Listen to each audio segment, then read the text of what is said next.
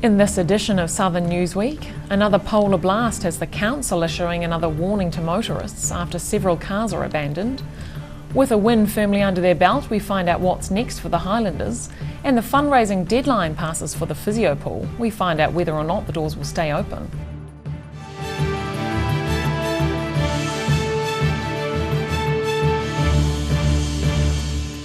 Kia ora, I'm Holly Buchanan. The city is bearing the brunt of the latest wintry blast. With much of the hill suburbs blanketed in snow, locals are having to abandon their vehicles. And it's prompting reminders to be smart when travelling in dangerous conditions. Locals are out and about making the most of yet another substantial snowfall. But with the cold weather comes a raft of issues, particularly for motorists. Icy roads and poor visibility make for dangerous driving conditions. And DCC Roading Maintenance Engineer Peter Standring says locals need to be smart when deciding whether to venture out. It does come to personal responsibility and personal choice. Where we so try to aid with giving information and the likes, but people need to get out there and make their own judgment. And like days like today sort of thing, I don't think walking was probably especially down some of the hill areas, was pretty dodgy as well. Multiple cars have been abandoned around Dunedin due to the snowy conditions. And while often it's wise to stop driving if roads appear dangerous, Standring says leaving cars in non-parking areas can cause additional issues. Our contractor comes by and has to shift some of those cars that are actually, once again, the greater good. And if a lot of people are getting past sort of thing, we can't actually be obstructed by a few cars who decide to walk properly, wisely, but we need to shift those cars to the side, and often they are. But it's not all doom and gloom. The city's youngest residents are making the most of the powder, venturing up to higher ground in search of a bit of fun in the snow. Just building a few snowmen and decided to come up to the hill suburbs. There's quite a lot of snow up here. Just been playing with the snow and making snowmen, and we had a bit of a snow fight before. And while these guys are less than impressed with the snowfall's timing during their school holidays, one youngster's bucking the trend. I'm pretty happy it's actually fall in school holidays because I like to get my schoolwork done and stuff, yeah. This isn't likely to be the city's last snow day this year, or even this week. A slightly warmer night should bring a bit of thaw, but Met Service is forecasting further flurries for the next couple of days.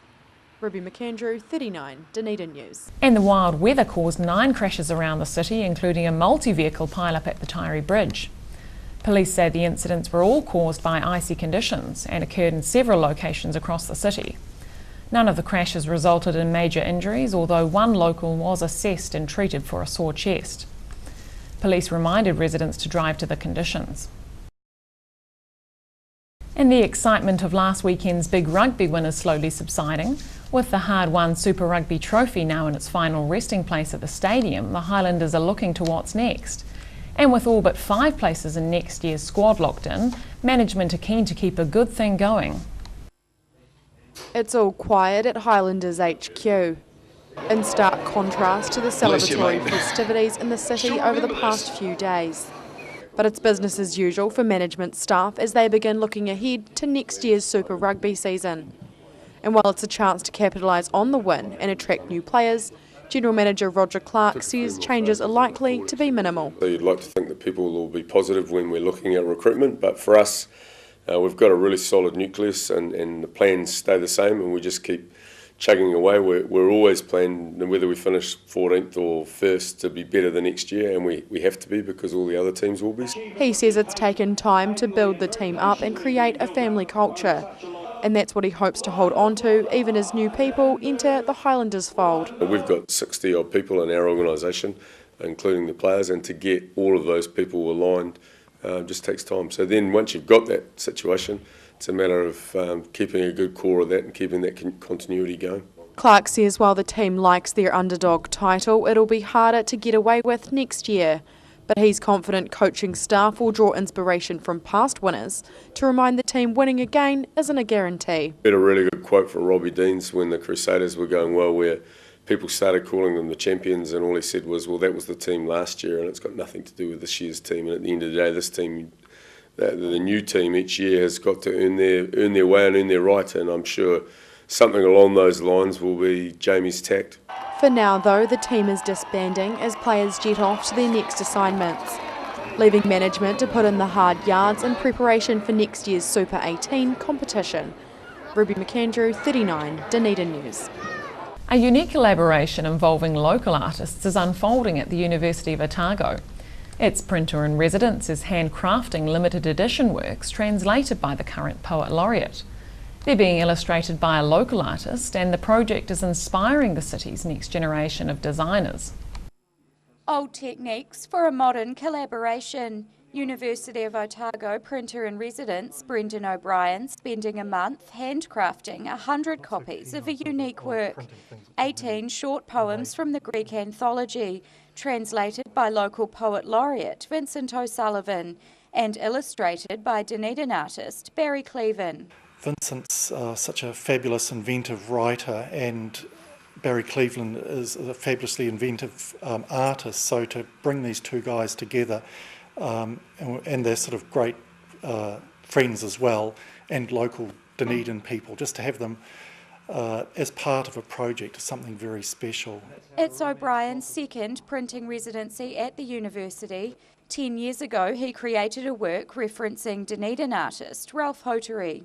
We've got very good resources here, great equipment, a beautiful selection of lovely papers and inks that will contribute to a very special artefact. And he's passing on his knowledge to local communication design student Lionel Singer from Otago Polytechnic. So I've come up here to utilise the lettering, what letterpressing has, the imperfections and the originality that it has. So I've come up here to use that for the design process. The annual residency started 12 years ago, and university staff say it's attracting interest from around the world. It's the only program in Australasia that's running like this, and we've done this since 2003, and I think that's quite exciting to actually have that longevity in a program like this and offer the chance for people who have got these skills to utilise the presses that we've had here for quite some time.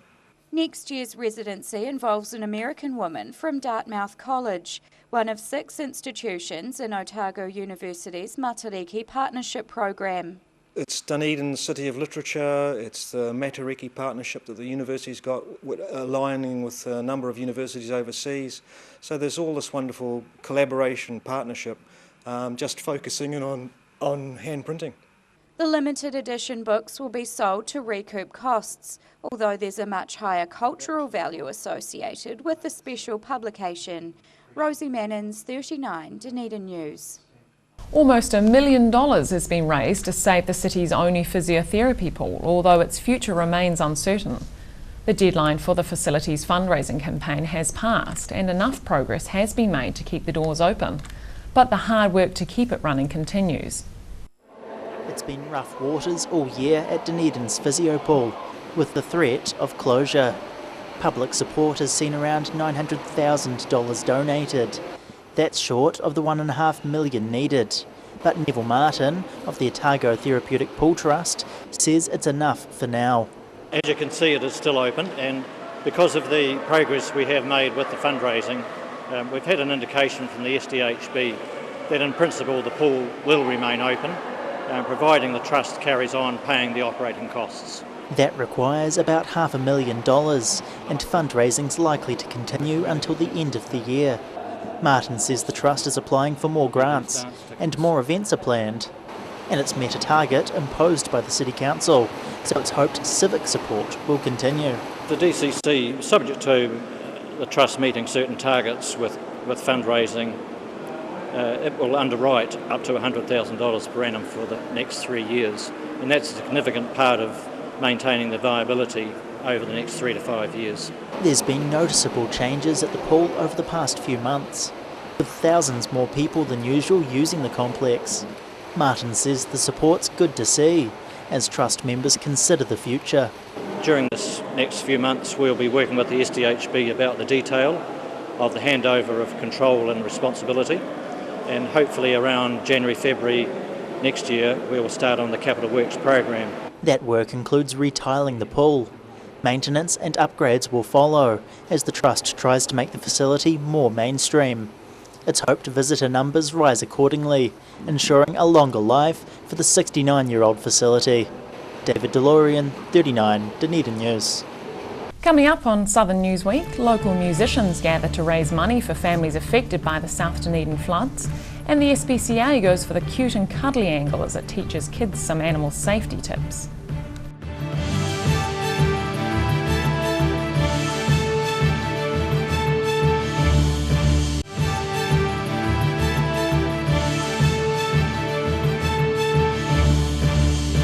Welcome back. Victims of flooding in South Dunedin are getting a financial boost thanks to local musicians. A benefit concert's been held to emphasise the significance of the floods. And it's not just flood-affected locals who stand to gain from it. Rocking out for flood relief. Local musicians perform at a South Dunedin benefit concert. It's been put together to help people struggling in the aftermath of major flooding. And organisers are thrilled to have raised more than $1,000. The money will be going into the official Dunedin flood appeal, so that people could then, so that will be used to support people affected by the flood. Alan wants to bring the South Dunedin community together to help out anyone who needs support. He says the flooding's a major event for the area, and he's hoping this concert will emphasise that, because even he was hit by the disaster. We had water around our property, and it didn't come inside, thankfully, but certainly there wasn't a dry area of our property. While he escaped the worst of the damage, many locals didn't. So Alan's thrilled to see 150 people turn out to support the benefit gig.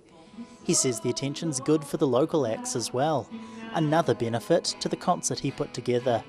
It was a few days after the flood. I was just thinking, well, I'm a musician, I'm an artist, photographer. What can I do to help? And I just contacted a few friends, and we've been able to pull this all together. Alan expects all the money raised will be a big help for struggling South Dunedinites. A bit of good news after a lot of bad. David DeLorean, 39 Dunedin News. A garden restoration campaign is in full swing for one of the city's final resting places. The Northern Cemetery is the only Victorian garden of its kind in the Southern Hemisphere. And an enthusiastic team of green thumbs are making sure its rare rose collection is maintained and grown. Making what's traditionally a sombre place a little more beautiful. This Otago Heritage Roses Working Bee are hard at work ensuring a number of rare roses within the city's Northern Cemetery are looked after. And member Fran Rawling says it's important work, with the cemetery one of international significance. It's the only garden cemetery, Victorian garden cemetery, that's left in the Southern Hemisphere, and as far as we know there's not many left in the North Island either. So being a Victorian garden cemetery, it was actually designed to be a garden and to be used as well as be a cemetery. The discovery of several rare roses sparked the beginning of the project. Now the site is home to over 1,000 varieties, some of which are the only ones of their kind in New Zealand. And Rowling says it's important there's people who are dedicated to maintaining and growing the collection. We come in and our members look after the roses. There's about 80 members in Otago, and we come in and we prune, we fertilise, we take out the dead wood and just keep the roses in top-notch condition. Those involved in the working bee learn as they go, expanding their gardening knowledge while learning about the history of the cemetery. And Rawling says as more work is done to beautify the area, it's the wider community who benefits. When we first came here there was a lot of vandalism in the cemetery. Through caring for the roses and keeping them in top condition, we've noticed that the vandalism has decreased. We've also noticed that a lot more people are using the cemetery as a walking venue, or almost like a park. The working bee gathers once a month to ensure the garden is maintained, giving the public and members alike the chance to learn more about the cemetery's history while showing off their green thumb. Ruby McAndrew, 39 Dunedin News. The man in charge at Dunedin North Intermediate is saying goodbye. He's leaving after more than 14 years as the school's principal, and pupils are giving him an emotional farewell. Ross Leach has been the principal at Dunedin North Intermediate since 2001, but the time's come to leave the job, a position he's truly loved. There are people who go to work and do their job. There are other people who go and do their job but never actually work because it's just what they love to do. And I've been lucky. It's one I love to do it, so it's been good. Pupils and staff have been involved in an emotional assembly. farewelling several other teachers in the process. They read speeches and letters to Leach from current and former pupils, and the school choir performed. It's a far cry from Leach's first day on the job, when he struggled to even find his office. I'd never worked in an intermediate school before, and I came here and all my friends were saying, "You're mad, don't go and do it." And I loved every minute of it. It's a great place. Leach started his teaching career more than 40 years ago and has taught at schools all over the lower South Island. He's seen massive changes in that time, with class sizes halved and a huge culture shift among teachers. Education has improved. It's still got a long way to go because education's an imperfect science, and we strive to remove the imperfections, but we haven't completed the task yet. There's plenty of work for people to do yet. Leach has spent his last day tying up loose ends and interacting with pupils. A nice send-off before starting work with the NZ Association of Intermediate and Middle Schools. They just keep writing lists of things I have to do. We haven't got a job description yet. But before all that, he's planning rest and relaxation.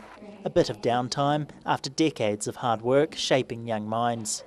David DeLorean, 39, Dunedin News. The Otago SPCA is urging locals to keep children safe around pets. They've employed the help of a couple of rescued dogs to spread a safety message, and the educational efforts are highlighting widespread issues with neutering. Learning about dog safety with dogs, the Otago SPCA teaches these kids how to be safe around animals. Dr. Marjorie Orr believes most kids love pets, but she says they need to know animals have boundaries, so she's teaching them herself. Basically about the importance of being gentle and kind and calm with them, and not tormenting dogs particularly, because children who torment dogs tend to be the ones that get bitten in the end. Orr's warning this group about some of the simple mistakes people make with animals, like patting strange dogs, something she says is unwise. There's also widespread problems with cat owners not neutering their pets. The SPCA has to take in an awful lot of unwanted cats and kittens because of that. So the big message for people is if you have a cat, have it neutered. And if you can't afford to have it neutered, there's a charity called Pet Fix that we're supporting that helps people who can't afford it. There's around 150 animals at the local SPCA right now, with many of them having been abandoned. While most pet owners in Dunedin are good, Orr says there are some that cause problems. If you suspect that an animal is being ill-treated for whatever reason, you can phone the SPCA, explain what's going on, and your name will not be revealed to the owner of the animal, and the SPCA inspector will visit and will sort it out. Most of the time, those visits end with the SPCA helping owners to take better care of their pets. But in rare cases, they can result in legal action. Orr's thankful that's a rarity, and she's hoping this outreach program will help pets like these find new homes, with people who know how to be safe around them. David DeLorean, 39, Dunedin News. Still to come on Southern Newsweek, this year's gang show will have an extra special twist as its directors celebrate 30 years in the job, and thousands line city streets and pack the Octagon as the triumphant Highlanders celebrate their victory.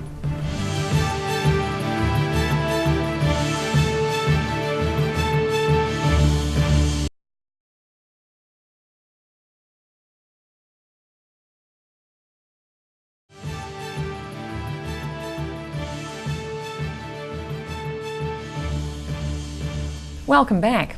A local man is celebrating more than 3 decades spearheading the Otago Gang Show. He's been directing the production with his wife since 1980, and they've come up with something extra special for this year's performance. Making a big song and dance, scouts and guides perform in this year's Otago Gang Show. These productions have been running since 1956, and in celebration of the 30th show, the crew say they've put together something topical and hilarious. And probably the biggest thing though is that we've based this show around a Doctor Who theme, and we have some pretty cool sets and costumes as well as some pretty cool songs that support the story of Doctor Who or our story of Doctor Who. The production's an important milestone for Walker. He's been directing this show with his wife for more than 30 years now. He loves doing it and says it's a great chance for the area's scouts to get experience on stage. Also, I think that over the years we've developed a real love of theatre, and putting theatre and young people together is just a wonderful challenge and just provides such fantastic opportunities for young people that it just keeps us going and going and going. Walker says the way the show's put together has changed drastically since he began directing in 1980. Everything's become much more high-tech. Even with modern equipment, Walker says it's still tough putting it all together, but he doesn't intend to stop anytime soon.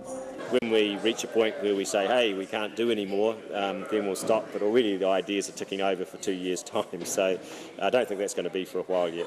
The cast are getting a kick out of the show, and Walker's happy with this year's batch of performers because their efforts are making a milestone show extra special.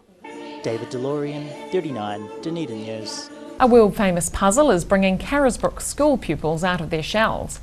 They've helped put together a Rubiks Cube competition, and they're teaching others about problem solving. Until now, there hasn't been much interest in Rubiks Cubes at Carisbrook School.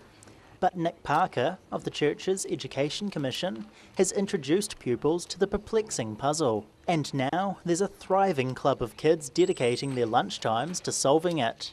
They're fast learners. I mean, within a few sessions they will know how to solve a Rubik's Cube, and then they've been taking that and teaching other people how to solve it themselves, so it's kind of cool to see it morph like that, snowball.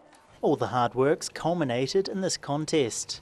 Around 10 kids are officially taking part, with plenty of spectators cheering them on. They get 3 goes at solving the cube, with a 4-minute time limit each attempt. It's all spearheaded by the kids, and has proved to be an amazing character-building experience.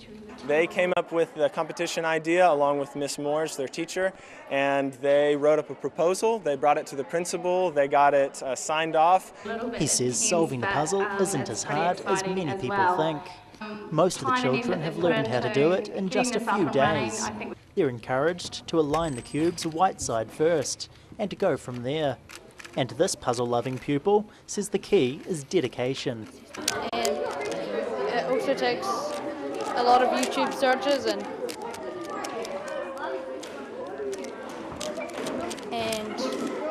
lots of time. Yeah, that's about it.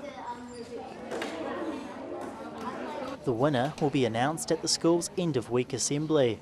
But regardless, these pupils have a new passion and an experience proving what's possible with brain power and determination. David DeLorean, 39, Dunedin News.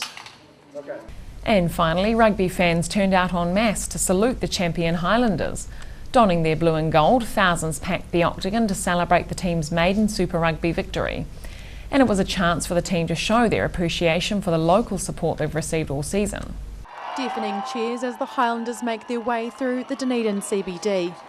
Cutting through the blue, gold and maroon crowd gathered to celebrate the team's first ever Super Rugby title success.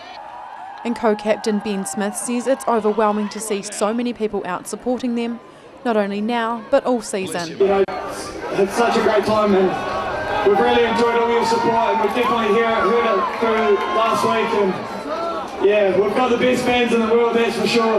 Mayor Dave Cull agrees, taking the time to congratulate the boys and support staff on rallying the region together, and to give back to their dedicated fans, the team showing off their abilities off the field. We will rock you. Rock you harder than a Atari train. Rock you hard, 'cause that's our game. Highlanders, we will rock you. Met with raucous applause from the crowd of dressed-up fans, with even Robbie Burns kitted out for the occasion. And the parade's perfectly timed for the team's youngest supporters, happy using their holiday time to see the boys. Came up here to support the Highlanders, how they won, how they went up to Wellington and actually won the game. To support the best Super 15 team in the world. Because they deserve to win, they deserve to get the cup, and I wanted to see it. And celebrations look set to continue for the team as well as the fans, just as long as the vocal cords hold out.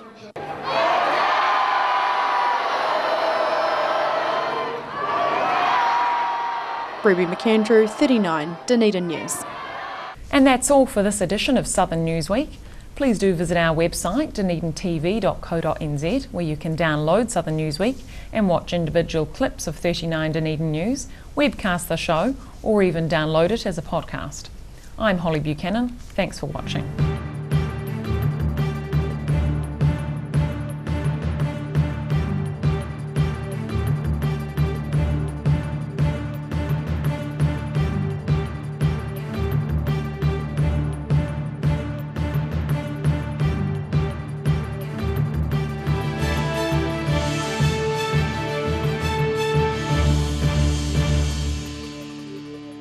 Supporting local content so you can see more of New Zealand.